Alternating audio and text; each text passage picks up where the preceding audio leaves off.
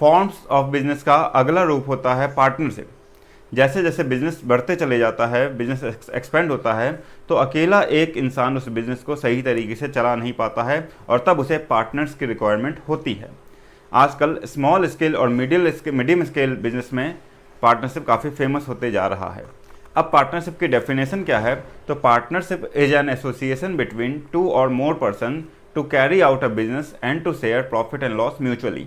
यानी कि पार्टनरशिप एक एग्रीमेंट होता है दो या दो से अधिक लोगों के बीच में, जो किसी बिजनेस को कैरी ऑन करने के लिए तैयार होते हैं, किसी बिजनेस को करने के लिए रेडी होते हैं और जो भी प्रॉफिट या लॉस वो कमाएंगे उसको आपस में शेयर करने के लिए भी तैयार होते हैं।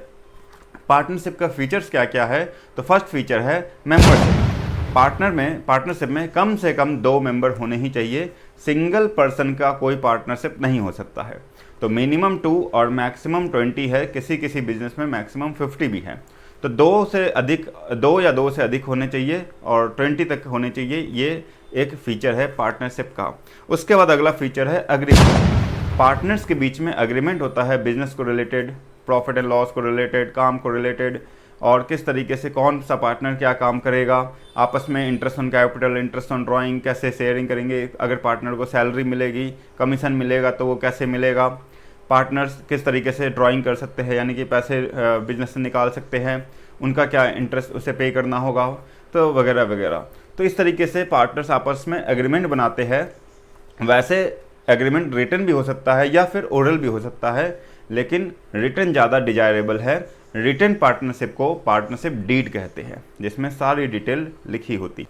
अब अगला फीचर है लॉफुल बिजनेस। किसी भी पार्टनरशिप का बिजनेस हमेशा लॉफुल होना चाहिए, कानूनी, ना कि गैर कानूनी। जैसे कि किसी का मर्डर करना हो, किडनैपिंग करना हो, ऐसे चीज़ों का अगर हम पार्टनरशिप करते हैं तो वो वैलिड नहीं होता है और इसके लिए हमें सज़ा भी हो सकती है, जेल भी हो सकती है।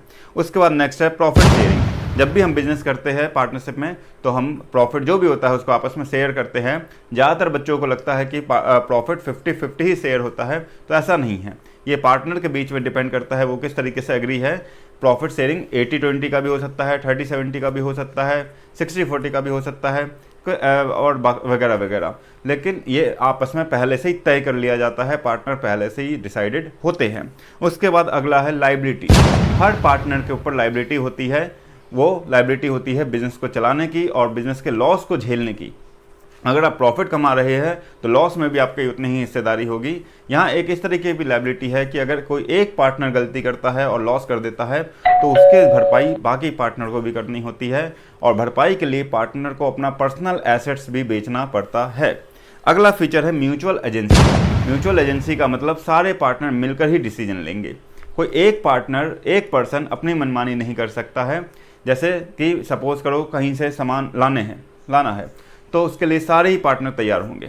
किस रेट में वो सामान बिकेगा, क्या प्रॉफिट मार्जिन होगा, उधार कितना सामान बेचा जाएगा या उधार कितना सामान खरीदा जाएगा, ये सारा डिसीजन सब मिलकर लेंगे। कोई एक पर्सन की मनमानी नहीं चलेगी। और तो और अगर नया पार्टनर को एडमिट करना है या पुराने पार्टनर को रिटायर करना है तो इन सब के लिए भी सारे पार्टनर का कंसेंट होना बहुत ही ज़रूरी होता है। उसके बाद अगला है नॉन ट्रांसफरेबिलिटी ऑफ शेयर्स।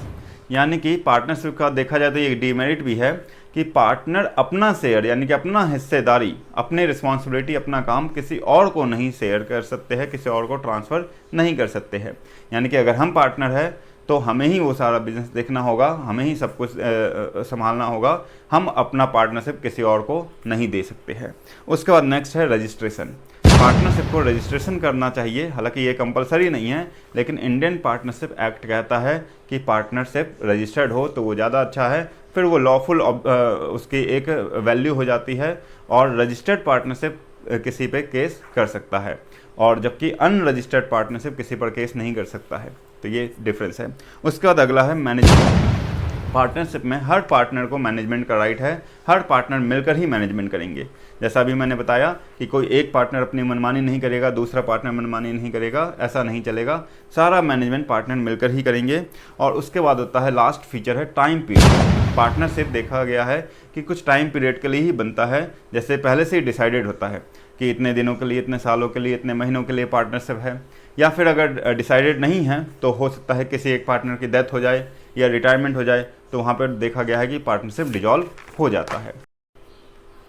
अब चलते हैं पार्टनरशिप के मेरिट की तरफ। पार्टनरशिप के क्या क्या फ़ायदे हैं और अगर आप पार्टनरशिप करते हैं तो आपको उसके क्या फ़ायदे मिल सकते हैं। उसमें सबसे पहले होता है ईजी टू फॉर्म।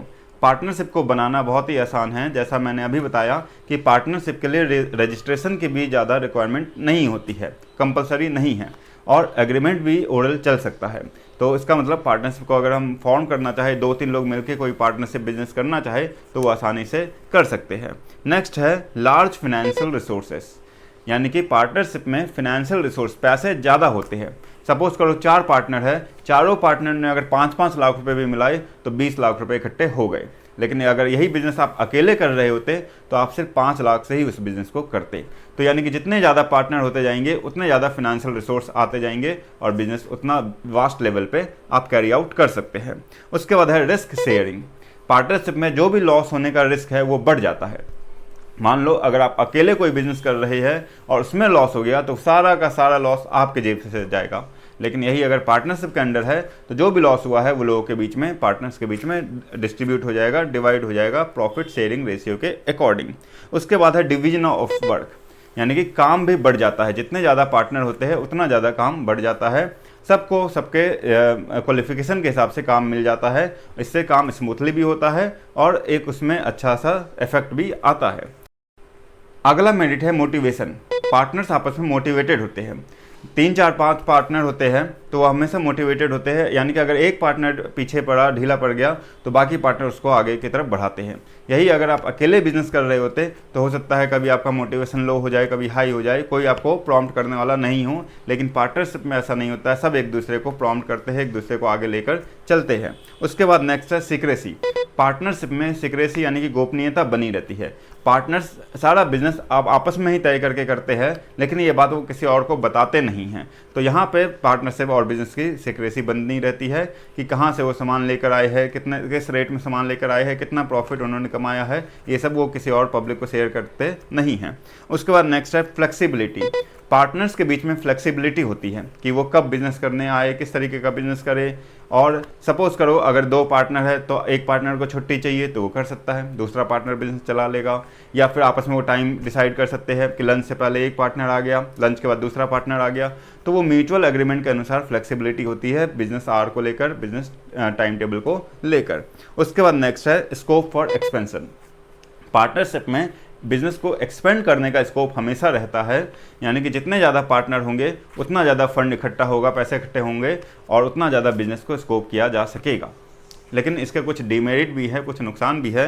नुकसान क्या क्या है उस पर आते हैं। तो पहला डिमेरिट है नॉन ट्रांसफरेबिलिटी ऑफ शेयर्स, यानी कि पार्टनरशिप में आप अपना हिस्सा, अपने हिस्सेदारी किसी और को ट्रांसफ़र नहीं कर सकते हैं, आप अपने बदले किसी और को नहीं बैठा सकते हैं। सेकेंड है कॉन्फ्लिक्ट। ज़्यादातर पार्टनरशिप में देखा गया है कि एक समय के बाद आपस में लड़ाइयाँ होती ही है। ये कहावत है ना, जितने ज़्यादा बर्तन होंगे उतनी आवाज़ आएगी ही। तो जैसे जैसे पार्टनर बढ़ते जाएंगे, जितने ज़्यादा पार्टनर होते जाएंगे, किसी ना किसी बात को लेकर कभी ना कभी कॉन्फ्लिक्ट होगा और यही पार्टनरशिप का एंड होने का रीज़न होता है। उसके बाद है अनसर्टेनिटी। पार्टनरशिप में भी अनसर्टेनिटी होती है कि कितना वो प्रॉफिट कमाएंगे, किस तरीके का प्रॉफिट होगा, कब प्रॉफिट कमाएंगे, जो सामान वो लेकर आए हैं कब बिकेगा और प्रॉफिट शेयरिंग कब होगा, और कौन सा पार्टनर क्या गलती कर बैठे, कौन सा पार्टनर कौन सा किस सीक्रेट बात को रिवील कर दे। तो इस तरीके से अनसर्टेनिटी हमेशा बनी रहती है, जो पार्टनरशिप के लिए एक बहुत बड़ा ड्रॉबैक है। उसके बाद है लैक ऑफ पब्लिक कॉन्फिडेंस। ज़्यादातर देखा गया है कि पार्टनरशिप में पब्लिक कॉन्फिडेंट नहीं दिखाती है, क्योंकि लोगों को पता है कि पार्टनरशिप है तो वो लंबे समय तक नहीं चलेगा, कभी ना कभी वो बंद हो ही जाएगा। तो इन कारण से पब्लिक या कस्टमर इन पार्टनरशिप को सीरियसली नहीं लेते हैं। और लास्ट है अनलिमिटेड लायबिलिटी। हर पार्टनर के ऊपर अनलिमिटेड लायबिलिटी होती है, यानी कि एक पार्टनर की गलती के कारण बाकी पार्टनर को भरना पड़ता है।